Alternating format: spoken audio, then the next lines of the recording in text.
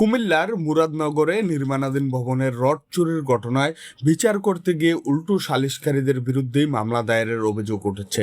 এতে ক্ষোভে ফেটে পড়েছেন স্থানীয় এলাকাবাসী। এ নিয়ে এলাকায় ক্ষোভ ও উত্তেজনা বিরাজ করছে।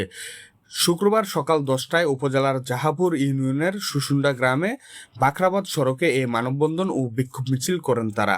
স্থানীয়দের অভিযোগ, গত 18 মার্চ একটি মাদ্রাসার নির্মাণাধীন ভবন থেকে রড চুরির ঘটনায় নাজির নামের এক যুবকের বিরুদ্ধে সালিশি বৈঠক অনুষ্ঠিত হয়।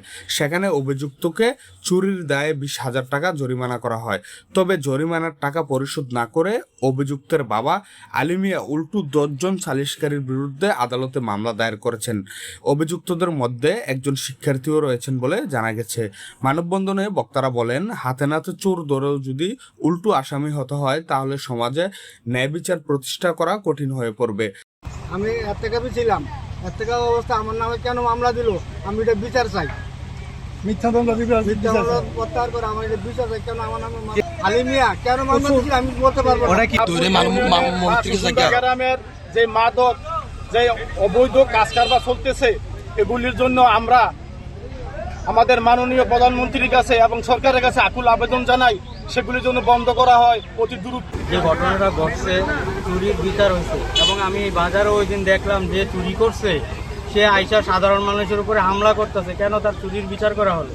এবং তার বাপকে আমি বললাম যে আপনি আপনার ছেলেকে শান্ত না কইরা কিভাবে আপনি আপনার ছেলের উস্কাই দিতেছেন এই চুরি করার জন্য। এবং এই কথা বলার পর উনি কিন্তু থামে নাই। ওনার ছেলেকে উনি আমার সামনে অনেকবার উস্কাই দিছে। তো এই উস্কানের কারণে সে আবারও চুরি করে ধরা খাইছে। তো যারা চুরির বিচার করলো তার অনুরোধের মাধ্যমে যারা চুরির বিচার করলো তাদের নামে মামলা করা হলো। আমাদের মাদ্রাসার গভর্নিং বডি সদস্য এবং আমাদের মাদ্রাসায় হাতে নাতে চুরির মধ্যে ধরেছি নাজির, আলিমিয়ার ছেলে নাজির রড চুরি করার পরে আমরা সুষ্ঠুভাবে বিচার করে তাদেরকে এবং আমরা তাদেরকে বিদায় করি। এই সুষ্ঠুভাবে বিচার করার কারণেও আমাদের এখানে অসাধু বিচারক মাতব্বর আলী সিদ্দিকুর রহমান তাদেরকে পরামর্শ দিয়ে আমাদের বিচারকদের বিরুদ্ধে মামলা করা হয়েছে। এবং এ সময় তারা অভিযোগ করে আরো বলেন, একটি কুচক্রী মহলের প্ররোচনায় নিরীহ মানুষকে হয়রানি করতে এই মামলা দায়ের করা হয়েছে। বিক্ষোভকারীরা দ্রুত মামলা প্রত্যাহার এবং প্রশাসনের হস্তক্ষেপের দাবি জানান।